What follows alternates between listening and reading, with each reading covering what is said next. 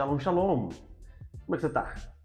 Sou o John, bem-vindo de volta a esse canal. E vamos falar bastante hoje sobre oração.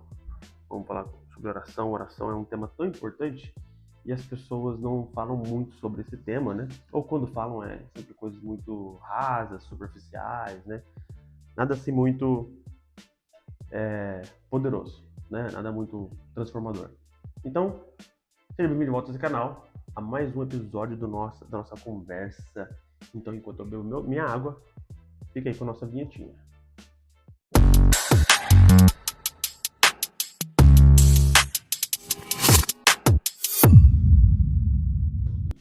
Chega mais. Pegue seu caneco de café, seu copo d'água, sua bíblia, seja lá o que for.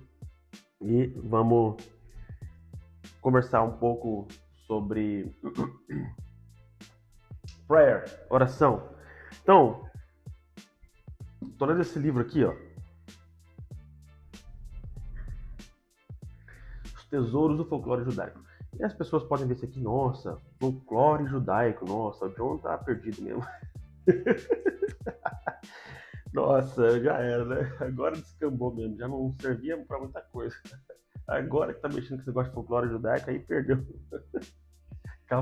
Calma lá, pera, me escuta.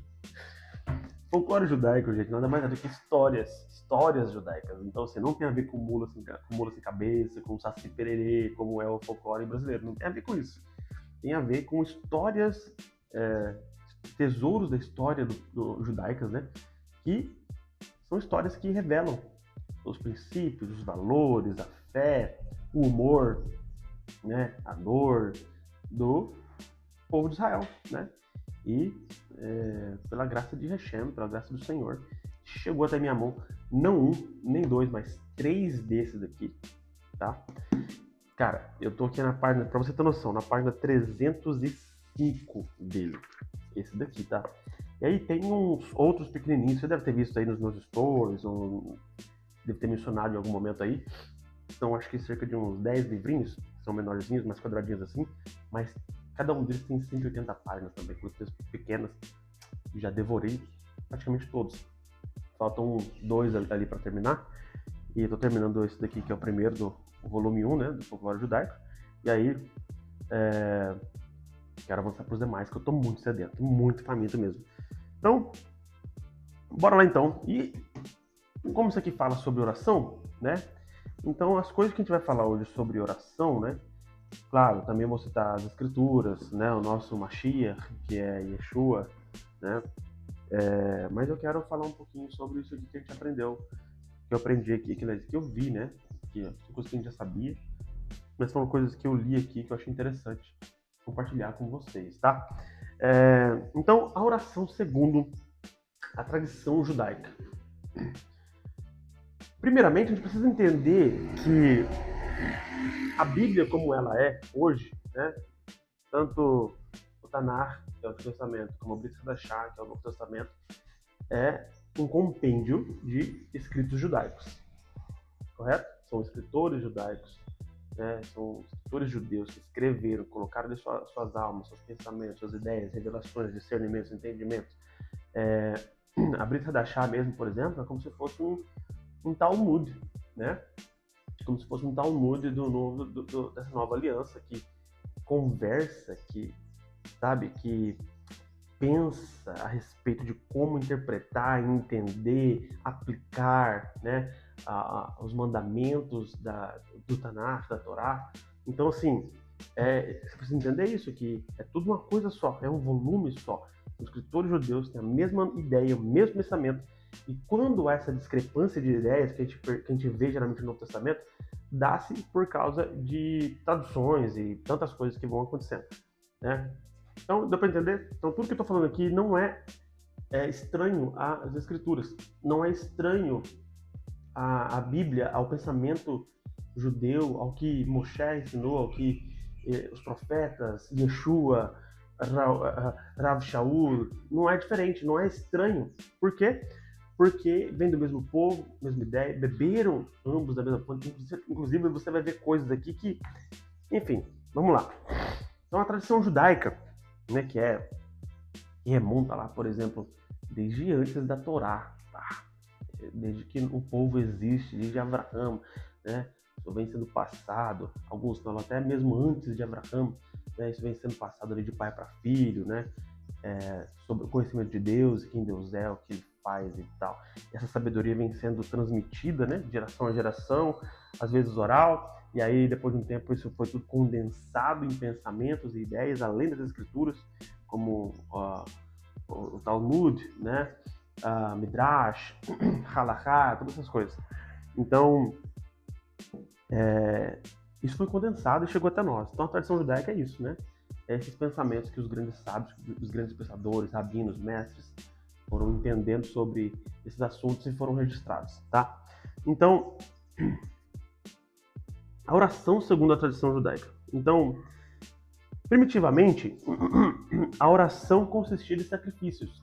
Então, lá na época templária, né, onde havia o Beit Mikdash, que era o primeiro tabernáculo, depois o Templo de Salomão, né, a oração, claro, ela também era feita com os lábios, como a gente pode ver Ana orando, né, e tantos outros mais, mas você percebe que há ali um teor muito profundo de o sacrifício é a oração, né? Então, tá feliz, um sacrifício para Deus de paz e alegria, né? Você tá triste, eu vou orar, eu vou jejuar para que eu, né, ore ao Senhor com o meu corpo também. Então, isso é um pensamento que é consistente ali com o período que a gente entende das Escrituras, né? Então, primitivamente, a oração, ela era, então, consistia de sacrifícios, né? Oferecer sacrifícios era uma forma de orar. Então, o sacrifício como uma forma de oração. Outra coisa, o trabalho como oração. Aí aqui ele já vai citar, né, a tradição aqui vai citar o período helenista, né? O que é o período helenista? O período em que os romanos estavam ali governando, né, enchendo e dominando as nações, né, e dominando a Judéia. Então, esse período helênico, né, acredita que nos períodos helênicos podia-se orar com o trabalho saudável produtivo.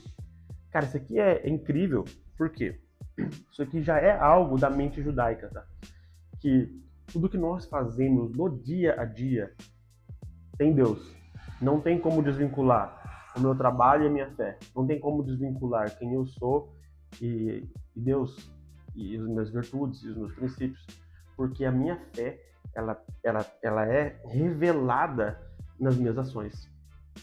O que eu acredito é revelado no que eu faço, em como eu cuido da minha casa, em como eu cozinho, em como eu gravo esse vídeo aqui. Então, acredito que podia se orar com o trabalho. Enquanto eu trabalhava, né, aquilo era em si uma oração que tornava o mundo melhor e que colocava o mundo em movimento. E é verdade, você está aí no seu lugar agora, não sei se você está no seu trabalho, está em casa, mas o fato é, você lá no seu trabalho, enquanto você trabalha, e você tem aquela consciência da existência de Deus, né, e que Deus está ali com você está executando a sua função e aquilo está colocando o mundo em movimento, está transformando, sabe, literalmente, o lugar onde você foi colocado por Deus, pelo Eterno, para transformar, para, entende, fazer algo diferente ali.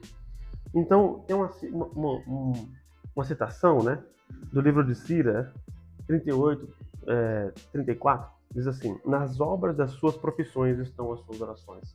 Então, isso é um pensamento que foi expresso, né, dessa forma. Nas obras das suas profissões estão as suas orações. Então, o que você está fazendo hoje, por mais que você julgue que não é algo espiritual, seja trabalhar para alguém, seja ter o seu próprio trabalho, seja gravar conteúdo, seja cuidar de crianças, idosos, seja lá o que você está fazendo agora, isso é uma forma de orar e é uma forma de afetar a realidade onde você foi inserido, porque a oração muda, a oração transforma, a oração é uma bomba enérgica, uma bomba nuclear. Caraca, poderoso, né? E meu amigo, o vídeo ficou um pouco mais longo, então eu estou interrompendo ele aqui agora, mas se você quiser continuar assistindo, é só clicar aí no próximo vídeo e já continua assistindo ele, beleza? Se não, eu tenho o melhor desempenho aí, a tua rotina, é só salvar ele para assistir no próximo momento, beleza? Shalom, shalom.